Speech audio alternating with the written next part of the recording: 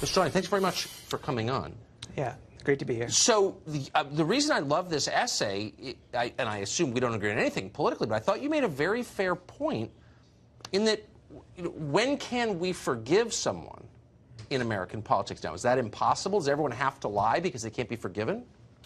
I mean, I think one of the things that our ancient traditions, our ancient religions, and science agree on is that people's behaviors and attitudes don't stay the same over time. Yes. People change dramatically over time. They certainly changed dramatically over 35 years.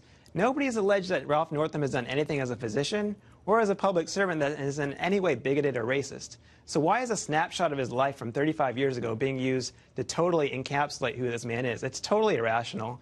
And by the left jumping on this bandwagon and calling to resign, they're undermining their own philosophy. How can they say criminal justice reform in one breath, say that we need to let murderers and rapists and batterers and robbers out of prison early, which I agree with, by the way. I do agree that they deserve a second chance and they should be rehabilitated. But they say that someone who did something offensive, obnoxious, stupid, and racist one time in their life should therefore be barred from political office no matter what he's done in the rest of his life. It doesn't make any sense, and these Democratic politicians are being totally unprincipled. So you actually had an example, I wish I had it in front of me, in the piece of a felon who was going on to run for office after getting out, and this was, I'm not arguing against it, but approved of by the left as an example of redemption.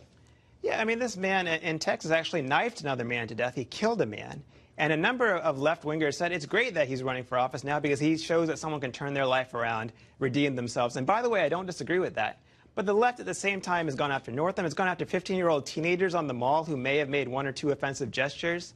They're trying to destroy individuals instead of looking at the structures that are creating much stronger and much more destructive behaviors. 1 out of 3 black children in the state of Virginia are living in poverty. Why isn't that the national crisis? Why isn't that a national emergency? Why is a photo in a yearbook from 35 years ago the emergency? Exactly. Well, maybe because they don't feel like changing the structures that are destroying children. Honestly, a lot of them don't. Honestly, that's the truth. I've worked in and around the Democratic Party for a long time, and I don't think a lot of them are convinced that that's the main priority.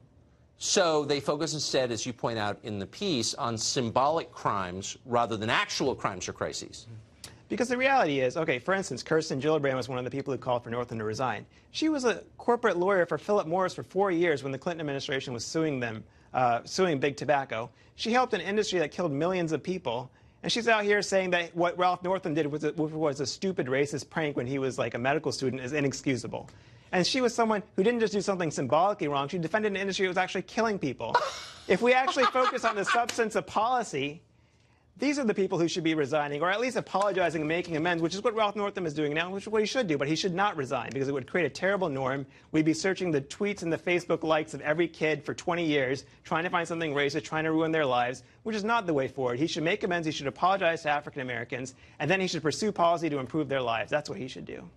You are welcome on this show anytime. Thank you for that. Thank you. I appreciate it.